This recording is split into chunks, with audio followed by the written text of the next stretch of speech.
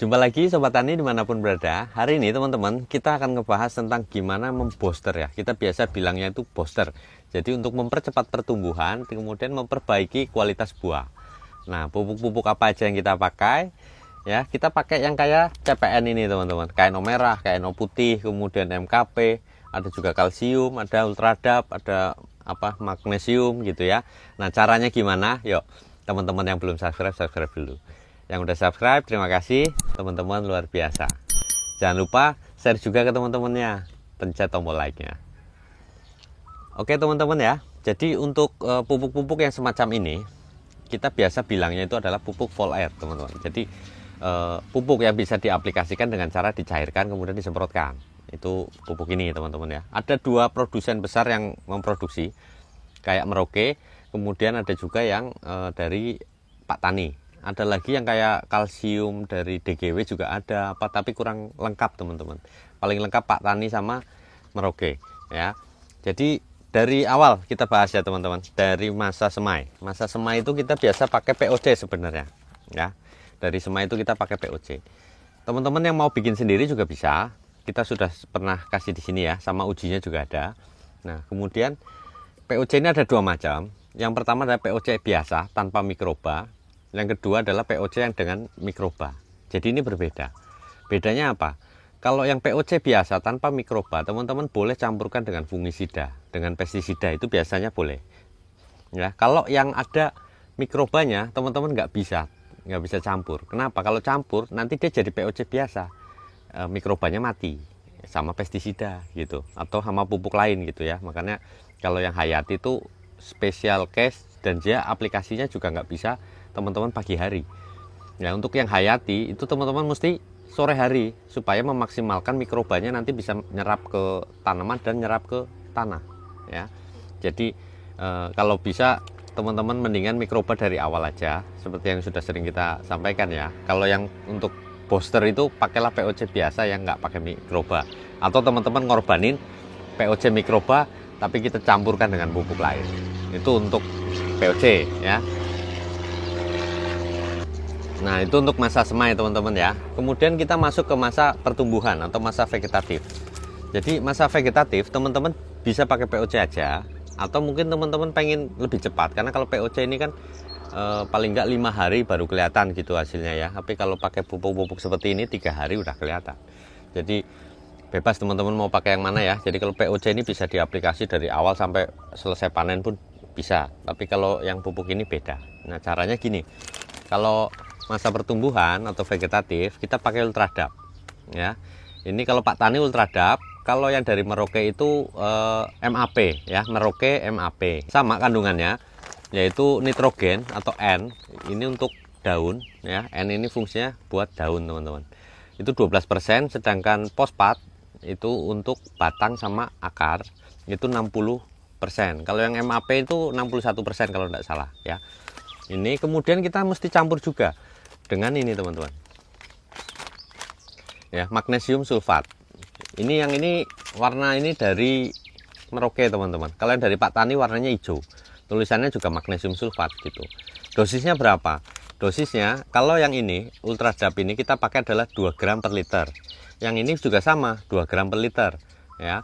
Jadi kalau kita mau pakai 1 tank itu teman-teman bisa pakai 2 sendok sampai 3 sendok tergantung tangkinya. Kalau tangki yang 14 liter 2 sendok udah cukup. Kalau yang 16 liter biasa kita pakai 2,5 lah atau 3 lah gitu ya. Ini juga sama. Kalau teman-teman yang pakai tank kecil 5 liter pakai sendok teh aja udah cukup. 1 sendok teh 1 sendok teh.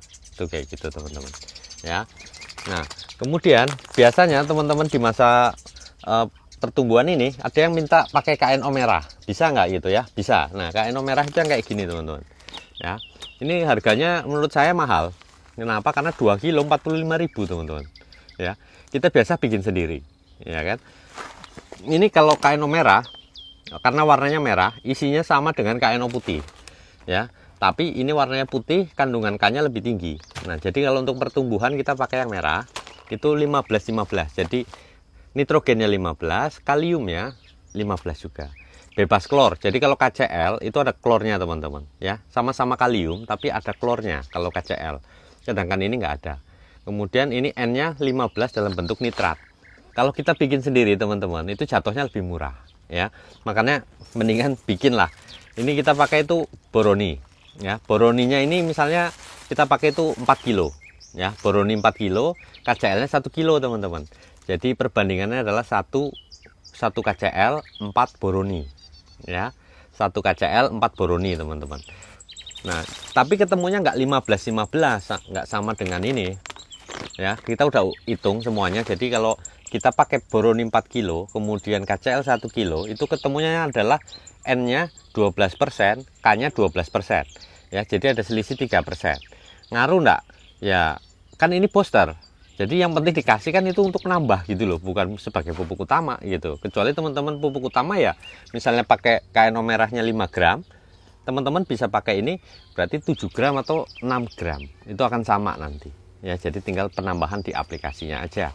Ini adalah khusus masa vegetatif ya, pertumbuhan teman-teman ya, KNO merah.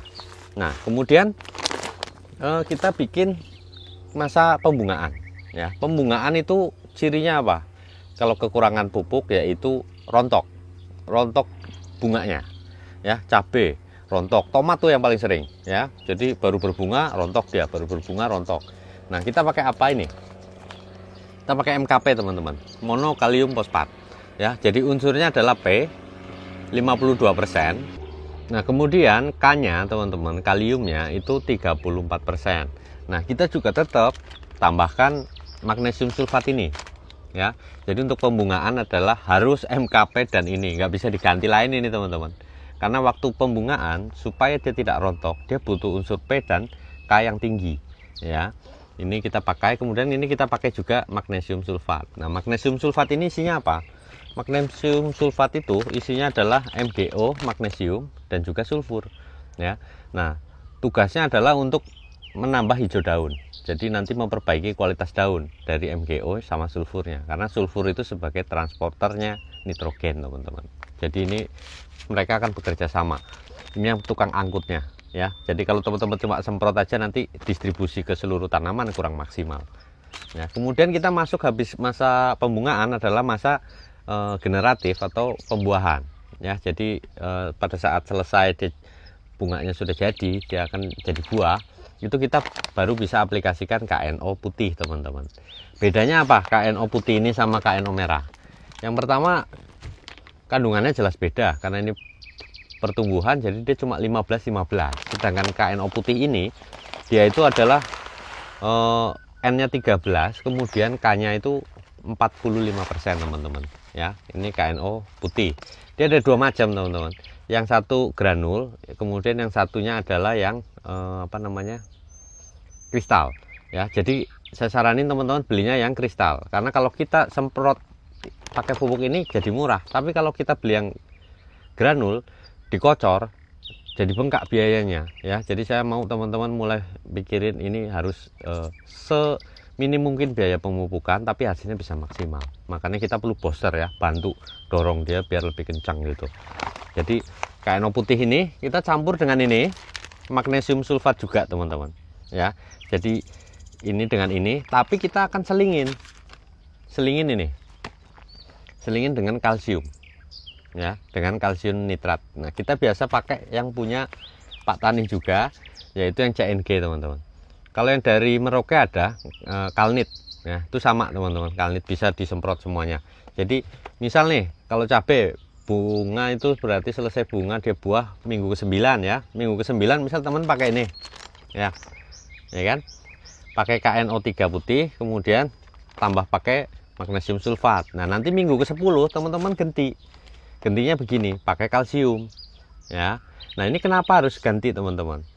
Jadi kita kan maunya daunnya tetap terjaga sampai panen selesai, kemudian juga buahnya bagus. Terus kalau kayak cabai, tomat itu tunasnya biar keluar terus teman-teman. Jadi produktivitasnya akan meningkat ya. Kita biasa pakai ini, dulu kita nggak pakai, itu naik kurang lebih 40% loh teman-teman hasil panennya ya. Jadi ini baik sekali di rolling dengan ini ya. Jadi untuk masa pembuahan ada 3 macam, teman-teman tinggal seling ini pakai terus KNO putih, ininya diseling seminggu sekali gantian ya, mana yang dipakai gitu. Nah, itu sedikit tip dari kita teman-teman ya. Mudah-mudahan informasi ini bisa bermanfaat. Jumpa lagi di video-video selanjutnya. Terima kasih, tetap tenang, tetap semangat, Gusti berkahi.